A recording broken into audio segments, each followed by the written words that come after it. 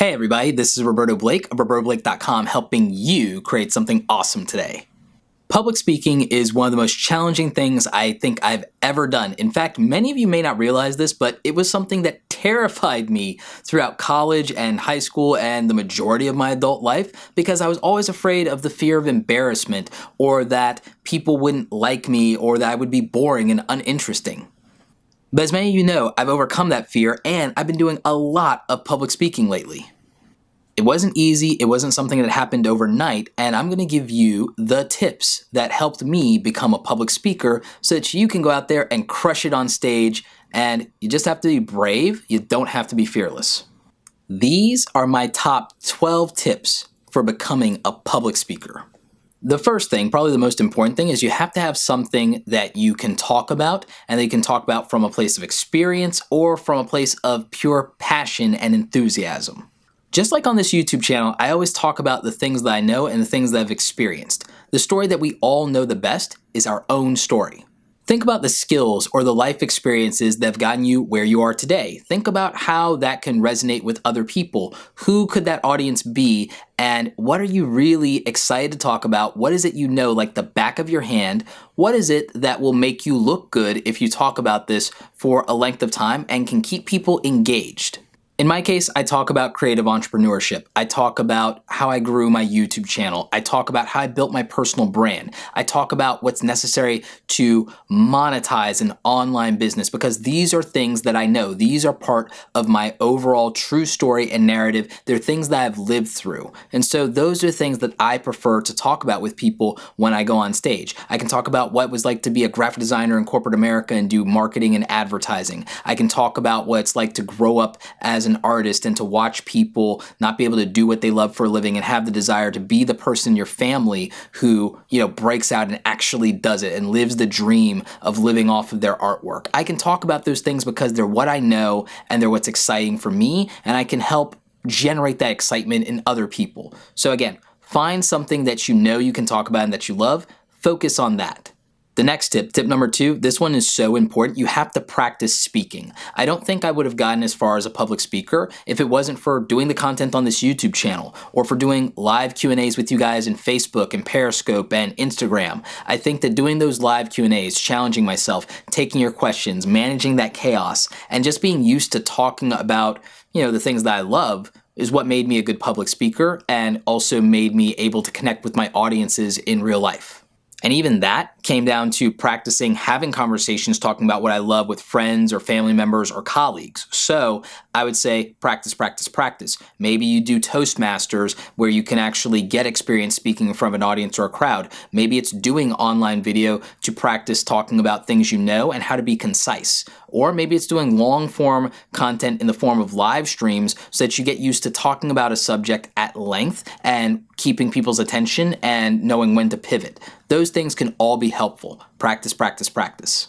Number 3, find your voice and find your rhythm. I tend to talk a little bit fast. That's just who I am. It's who I've always been ever since I was a little kid, right?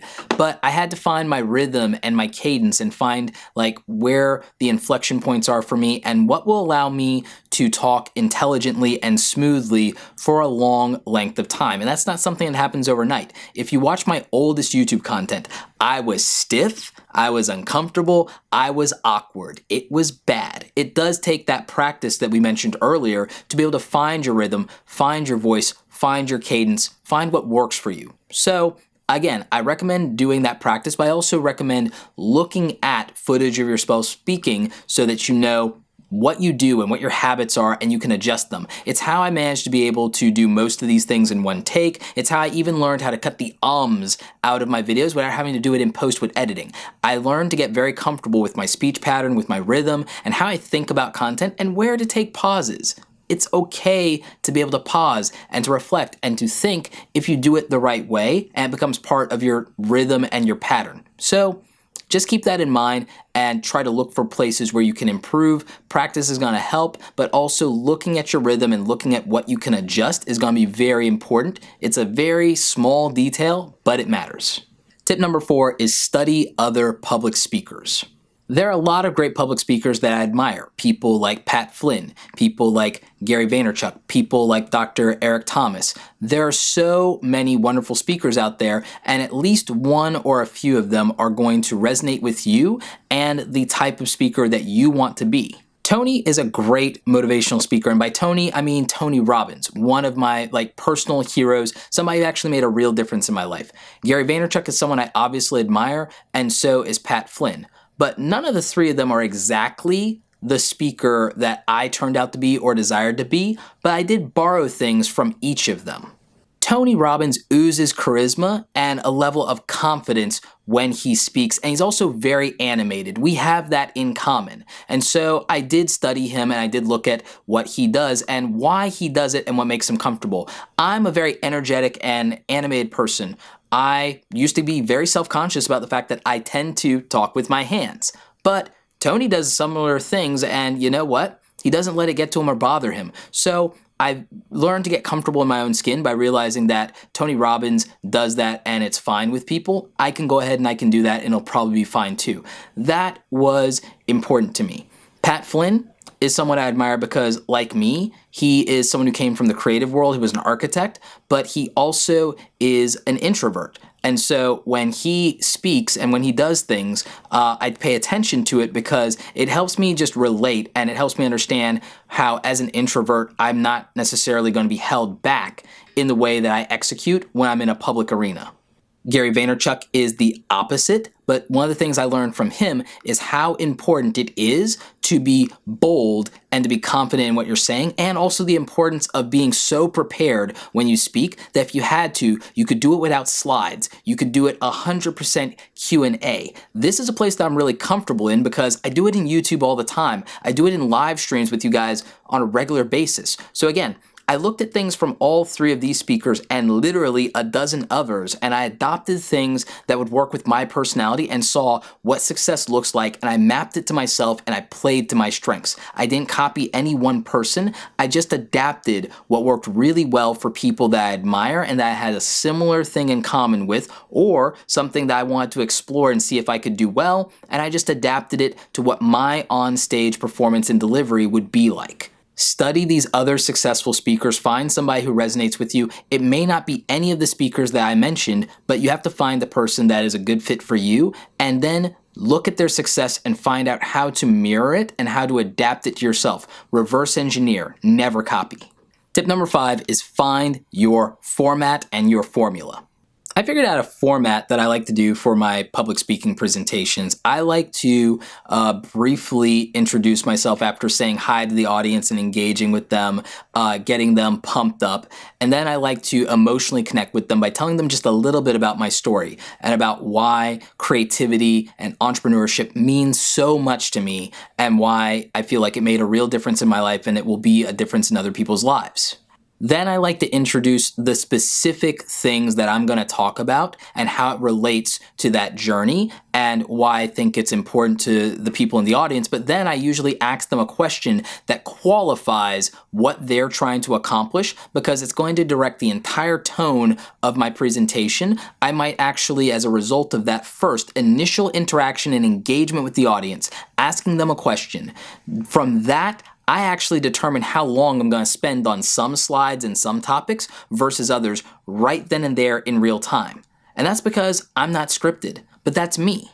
For me, a script causes me anxiety. For other people, a script is the thing that's going to relieve their anxiety because then they know what they're doing and they don't have the chaos to deal with. Me, I actually kind of need that chaos as a ladder that I can climb, but I also need that chaos because I need the freedom and flexibility to go where the audience needs and wants me to go so that I get the response that is going to be satisfactory from them and for me being on stage so I don't feel uncomfortable or awkward or self-conscious. So I think that it's important to figure out a format that works for you based on your strengths, based on your weaknesses, and based on your personality. So again, tip number 5, find your format, find your formula for success.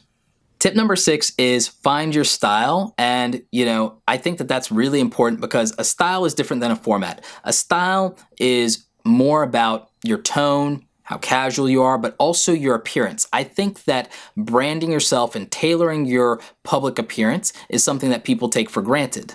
A lot of you know that I tend to wear the Create Awesome t-shirts in my videos and in my presentations, but I don't do it 100% of the time. And there are reasons for that. There are times when it just doesn't work out. There are times where it may not fit with the aesthetic of the area that I'm in, or the weather conditions, the internal temperature of the stage, and the lights may not play out well. And I try to test some of those things in advance. But the bottom line is you have to find a style, not only in terms of your presentation, but also your appearance, that works for you and that makes you feel comfortable. I always wear clothing on stage that makes me feel confident. I never worry about what the other speakers are wearing. I never worry about what the audience members are wearing. I wear my own armor. I wear the thing and I wear the style that will make me feel at home on stage so that I can make the stage my playground and so that I can crush it. And I can do it much better if I'm comfortable and I'm wearing the thing that makes me feel good about myself, more than worrying about what other people might expect. What they expect is for me to deliver and to give them quality and value and a great experience, and that's what I'm there to do. So I put myself in a position to do that by dressing for what makes me successful and not what other people expect success to look like. Own your style. Tip number 7 is about research, research, research. You really need to research the conference that you're at. You need to make sure that you have a firm grasp of your topic and how it relates to that audience. You also might want to do research on the event and its history, the other speakers that are there, the sponsors that might be there, and get a sense of all those things so you can start to align your goals. Because the conferences and being a public speaker isn't just about what you do on stage, it's also about what you do off stage. When you're not on stage, there are going to be people who are attendees who are going to approach you. There are going to be other speakers who approach you. There are going to be people that are behind the business of the conference itself that approach you. And you need to have a plan for what you do about that. And having that plan is going to come down to research. It's going to be understanding what goals people are trying to achieve by being at this event in the first place. It's going to be understanding and researching the expectations that people have of speakers. And you're going to know that if you look at who the other speakers were previously. You may even want to reach out to them if you're going to be at this event. So I think that research is probably one of the most important things you can do when you decide that you're going to become a speaker and you've actually been hired to speak at an event. Speaking of getting hired, let's talk about speaking for free and getting your first speaking engagements. Ultimately, most of you will have to speak for free in order to get your first opportunities to be a public speaker. In my case, the first 3 events I was hired to do, I didn't have to speak for free. I actually got paid a modest amount of money to do those events, but it actually worked out really well for me regardless when I did speak for free, because there was a lot of leverage and experience and exposure that I got from that. And in the world of public speaking, that's important. So are testimonials. So if you're going to start and speak for free, I recommend that you look at local events. I recommend that you network with people you know and try to go to events where there are other speakers that you have a relationship with that can vouch for you. I think there's nothing wrong with when you're starting your career speaking for free. In general, I advocate doing initial work for free, especially when you have very minimal experience doing something. It's going to, one, take some of the pressure off of you. To be honest, it's great to be paid for what you do, but it also means that you're kind of on the hook, especially when you don't have a lot of experience. The bar gets to be a little intimidating sometimes, so to ease into this, speaking for free isn't a bad idea. And speaking for free in front of small audiences will help build you up, especially if you're nervous about being on stage. I, again, had a fear of public speaking, terrified, literally nervous, stomach cramps every single time for the first couple of times. And nobody realized that, but part of it has to do with the fact that the event coordinators went out of their way to make me comfortable and make me feel at home, and it made a big difference. That will not always be the case, but if you speak at some small events to build up your cadence and your confidence, then I think you'll be better off than if you try to go for broke and do paid speaking outright. In my case, it was something that was offered to me from the very beginning and something that I'm still very grateful for. But I had originally intended to start my public speaking career by doing free events and very small events, It just happened to work out that I had some great opportunities that came my way because I developed a strong personal brand. If you want to start speaking for free, I recommend looking at local events and small business events in your area. Consider working with your local library and hosting your own event. And also look at Toastmasters and try and see what you can do about speaking in a local Toastmasters group to build up experience talking in front of a crowd. I think that these opportunities, even though they're free, will go a long way towards you building up your confidence and being prepared to do this. Also, it allows you to film things for your speaker reel, which is going to be important for getting you hired in the first place and demonstrating that you can speak in front of an audience. That's actually a great segue for tip number 9. Tip number 9 is build and design your presentations and your decks. Ultimately, when you're doing public speaking, a lot of times you will need to bring presentation decks and slides. Part of this is so that you have material for the audience to reference for notes while you're speaking, but also so that the event coordinators can deliver this to the audience afterward, so that if there were attendees that missed it, they have something to go off of that can provide value to them. So that's something you really want to do. I recommend using Google Slides if you're not a graphic designer. If you're a graphic designer, maybe you want to do Adobe InDesign. I actually prefer to use Google Slides anyway because it's in the cloud. I can access it from all of my devices, and they have great templates for you to start with, and I like being able to pull all my photos and assets directly from Google Drive. So for me, it's the most practical thing to use, and I can export it to PDF or to PowerPoint. It also means I usually don't have to worry about fonts. A lot of Apple users prefer to use Apple Keynote. I don't like the fact that if I have to take that off of a thumb drive and maybe the event people want me to put it on their computer, maybe it's a PC, there's some compatibility issues that can go wrong. So again, I just prefer to use Google Slides because it just saves you a lot of anxiety and heartache, but you can use whatever you want. You can use Apple Keynote, you can use Adobe InDesign to make your slides. Do whatever is right and comfortable for you. My preference, again, is to have it in the cloud with Google. Also, for your presentations, you'll want to make sure that you're bringing your own remote clicker. I think that Logitech is probably the best route to go. I'll link to one that you can buy in the description below, along with a few other things that might help you as a public speaker, as well as like the camera gear I use to film my speaking engagements. But I think that if you really want to make sure that everything's going to go right, bring all of your own equipment for your presentations. Bring a laptop, bring a thumb drive, bring your own remote clicker. Just do it yourself. Save yourself some trouble and some anxiety. Just be prepared. Tip number 10 is to rehearse your talks. The way I do this is different than most people. The way that I choose to rehearse my talks is to actually have conversations with people at the event before I go on stage. Like, I'm usually there the day before I have to present at the conference itself, or if the first day is the day that I'm presenting, I'm there first thing in the morning and I'm talking with people, I'm chatting them up, and I'm kind of going over some of the main points that are going to be in my presentation and seeing how people respond. I feel people out organically, and sometimes I've changed my entire presentation an hour before my talk based on the actual feedback of attendees at the event. It sounds insane, but it's literally resulted in some of the best talks that I've ever done. I don't necessarily advise that you do that, but I do think that you should rehearse. I think you should talk to people and get feedback. I think that you should practice your talks whenever you can, and especially before you go on stage. Tip number 11 is obviously one of my favorites as a content creator. Record and study your talks. As you guys know, I record almost every speaking engagement that I do whenever possible. And to do that, I use usually now my Panasonic GH5 since it can record continuous video without overheating or interrupting. And I also tend to use a wireless lab system. In this case right now, I'm using the Rode Link wireless kit. I'll link all of these in the description below. When I'm not using that, I use a shotgun microphone, the Sennheiser MKE 440.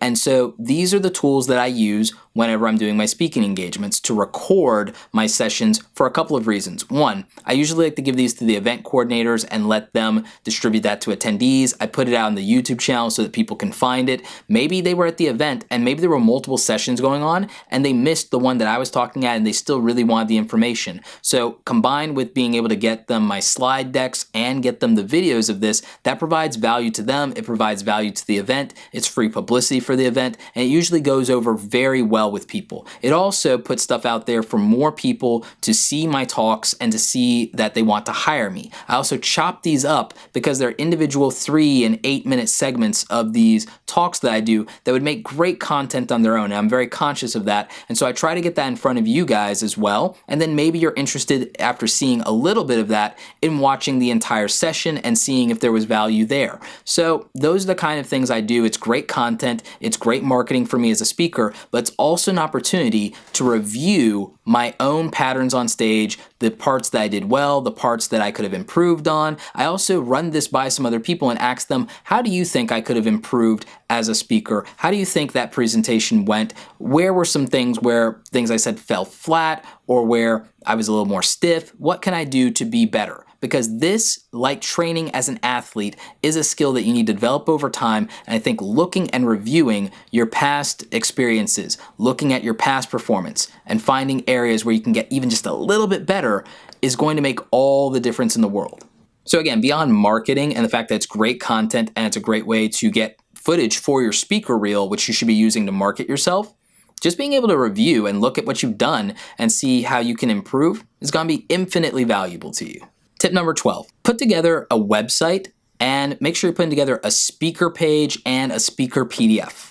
If I haven't said it before, in building your personal brand, you absolutely need your own website, usually your own .com. And if you're going to be a public speaker, you really do need to make this a priority because it's very important for your overall brand for you to have this, both from a content marketing standpoint, a search and discovery standpoint in Google, and it also is going to help you stand out and legitimize you as a public speaker. It's kind of an expectation that you at least have a website and a professional email address to work with and coordinate with event marketers. So I really think that if you're ignoring having a website at this point and you want to be a public speaker, this is one of your first mistakes. On this website, you need a page that's specific for showing you off as a speaker, and you need to highlight your previous speaking engagements. Maybe you have testimonials. Ideally, you would have your speaker reel here and a PDF that someone can use that they can, walk over to their superiors or have for their reference notes that, just highlights you as a speaker. So these are the things that you really need to have in place. If you don't have a website yet, I'll have some links to some recommendations for you to start one up in the description down below. Obviously, those are affiliate links that definitely help out the channel at no additional cost to you. But again, if you don't have a website and you're trying to be a speaker, it's going to be a lot harder for you to just go off your social media or your LinkedIn profile. It's not impossible, but is more challenging. Usually, it's also a missed opportunity since a lot of these events will promote your website and get you some additional traffic through your website homepage when they put you out in social media or in the brochures or the PDF guide or in their mobile app. So it's a great opportunity for you to get people on a platform that you own and that you control. So I would just take advantage of that. Here's some other quick tips on how to become a public speaker. Talk to other people that you admire that are public speakers, that are in your ecosystem, or even that you've attended the talks and sessions of when you've gone to conferences, and ask them about how they got started and what their experience is. Often, they're more than happy to tell you. In terms of books on becoming a public speaker, I recommend Book Yourself Solid by Michael Port, as well as Steal the Show, also by Michael Port. These books have been really good to me, and they actually helped me with understanding the business model behind being a public speaker. I also attended a workshop from Michael Port when I was at Social Media Marketing World for the first time, and that actually helped give me a better sense of stage direction and stage presence, and so I think that was actually really good. I also recommend the YouTube channel Charisma on Command. My friend Charlie actually runs that channel, and he is probably one of the people that I would really recommend you look at if what you need to improve is your level of being comfortable and your ability to project confidence and charisma when you're on stage or even on camera. I think that it's a great channel for you. You should definitely check it out. It's one of my favorites. Do a search on events in your local area and see if there are opportunities for you to speak at anything that might be coming up. Find out what happens in your niche and talk to other people about what conferences they've attended, and maybe, even if you can't be a speaker, volunteer to go to these conferences so you can get to know the people behind them, you can get a sense of the audience, and so you can talk to and engage with the people who are speakers there and find out what it took to get where they are, what it took to land the deal and be on the stage, what you have to do to be able to do something just like them. that's probably going to be the best way for you to become a public speaker if you're starting your career in this from scratch. Anyway, I hope you guys enjoyed this video. This one was a long time coming and I was super excited about it. If you still have questions about how to become a public speaker, definitely let me know in the comment section. If you want to ever look at any of the videos that I've done with my speaking engagements and my talks, they are here on the channel. There's like well over a dozen of them. I think in the last 2 years that I've probably done over 30 events and I've probably done over 50 on-stage sessions now, and I've learned so much from so many other great speakers. People like my friend Amy Schmittauer or Carlos Gill or Sonny Leonarduzzi. There are just so many talented people in the world of speaking, and there's someone for everybody to learn from. So I would encourage you to look for other public speakers out there, see who resonates with you, and try to get a sense of where you fit in and what conferences and events you can go to and deliver amazing value for attendees, because ultimately that's what really matters. Anyway, like this video if you like it. Don't forget to subscribe. Check out the other awesome stuff on the channel. As always, you guys, thanks so very much for watching, and don't forget, create something awesome today. Take care.